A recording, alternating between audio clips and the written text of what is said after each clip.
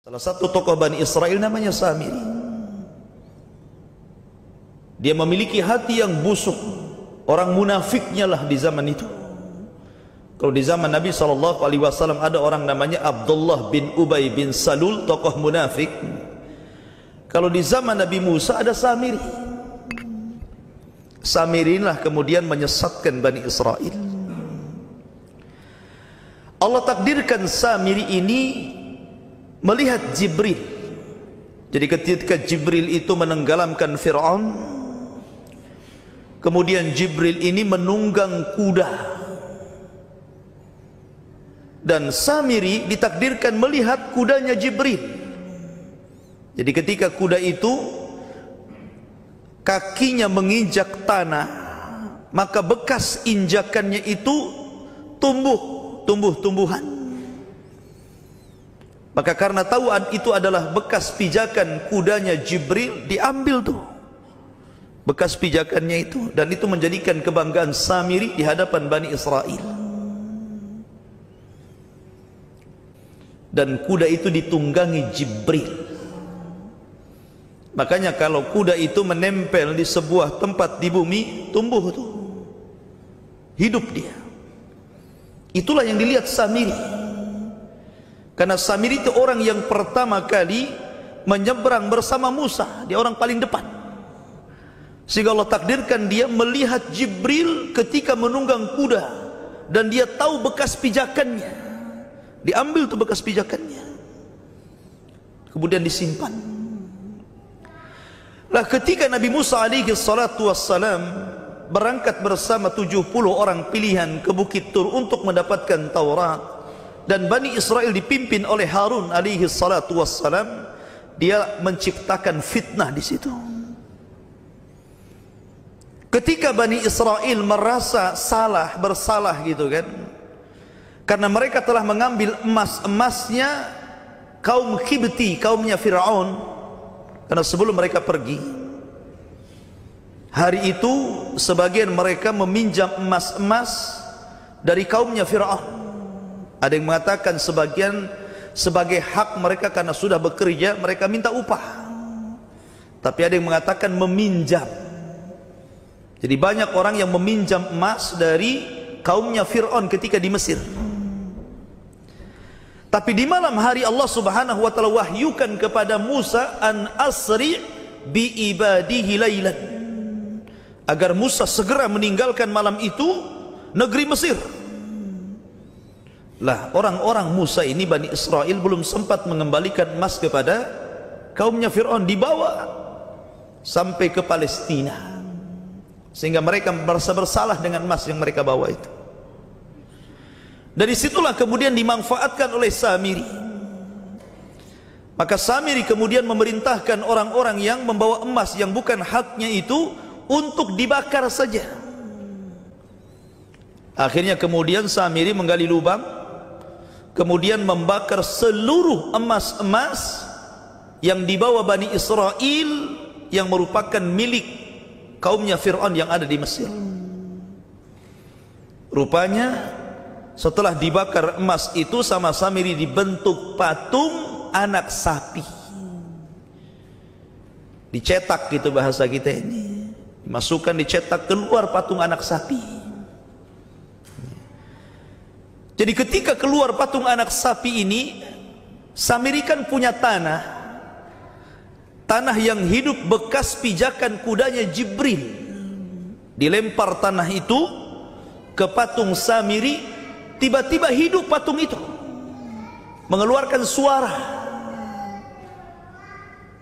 Tetapi tidak hidup sebagaimana layaknya sapi bisa berjalan, tidak. Dia tidak hidup seutuhnya, tetapi hidup hanya mengeluarkan suara sapi, lahu khuar. Ada yang mengatakan menurut ahli tafsir, bukan hidup, tetapi Samiri membuat lubang di antara patung sapi itu, apabila angin datang mengeluarkan suara. Tapi zahir Al-Quran nanti kita akan baca, patung itu hidup dan bersuara. Dari itulah kemudian Samiri mengatakan bahwa Musa lupa, jauh-jauh dia ke Tur, Tuhannya ada di sini katanya. Nih Tuhannya. Maka 70.000 Bani Israel sujud kepada patung sapi ini, kemudian mereka murtad dari ajaran Musa. Ma'asyiral muslimin yang dimuliakan Allah Subhanahu wa taala. Kemudian setelah Musa alaihi salatu wassalam pulang membawa alwah, papan Taurat, satu-satunya kitab yang mulia yang diturunkan Allah pertama kali adalah Taurat, dan langsung ditulis Allah Subhanahu wa taala. Ketika dia datang ke kaumnya, marah dia. Biasanya Nabi Musa sabar dengan Bani Israel, tapi untuk ini Musa tidak sabar, marah dia. Kenapa? Karena mereka sudah menyekutukan Allah Subhanahu wa taala. Udah enggak toleransi lagi. Saking marahnya kemudian Musa melempar papan sampai pecah papan itu, berkeping-keping sana sini. Pada dalam papan itu ada Taurat, ada petunjuk Allah untuk Bani Israel. Dipecahkan sama Musa. Kemudian mendatangi Harun, dijambak rambutnya, ditarik janggutnya, kemudian marah-marah. Tapi Harun mengatakan, ya Musa, mereka hendak membunuhku, apa yang bisa kulakukan? Aku takut kalau aku layani mereka akan terjadi fitnah, perpecahan di antara Bani Israel, maka aku biarkan saja. Aku sudah berusaha mendakwai mereka. Akhirnya kemudian Musa memanggil Samiri. Wa ma khatbukum ya Samiri? Kenapa kau melakukan ini wahai Samiri? Kata Samiri, karena aku melihat apa yang tidak dilihat manusia dari bekas pijakan kudanya Jibril. Itulah tadi ceritanya tadi. Akhirnya Musa mengusir Samiri, kemudian menghukum yang 70.000 itu, suruh membunuh satu di antara mereka. Itulah cara tobatnya. Kita masuk kepada ayat. Dalam surah Toha disebutkan mulai dari ayat 83. Antum yang membaca punya Quran, kita baca. Wa ma'ajalaka an qaumika ya Musa? Mengapa engkau datang lebih cepat daripada kaum wahai Musa? Artinya Musa meninggalkan 70 orang pilihan dan lebih dulu sampai di Bukit Tur. Maka Musa mengatakan, qala hum ulai ala athari wa ajiltu ilaika rabbi litarda. Berkata Musa, itulah mereka sedang menyusulku ya Rabb, dan aku bersegera kepadamu wahai Tuhanku, agar supaya engkau ridha kepadaku. Karena rindunya Musa ingin berjumpa dengan Allah. Harusnya seperti itu kita. Fastabiqul khairat, berlomba-lomba dalam kebaikan.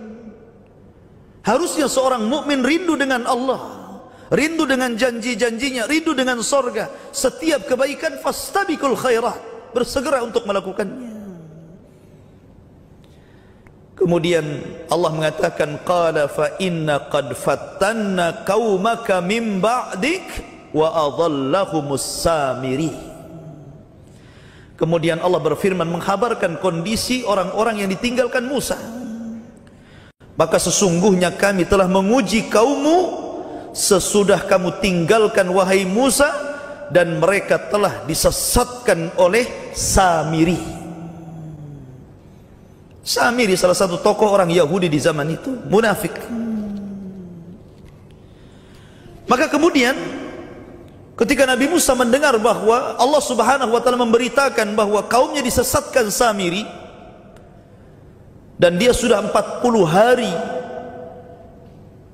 diturunkan Taurat kepadanya, maka dia segera pulang. Subhanallah ikhwan. Ditinggalkan 40 malam 40 hari, sesat orang.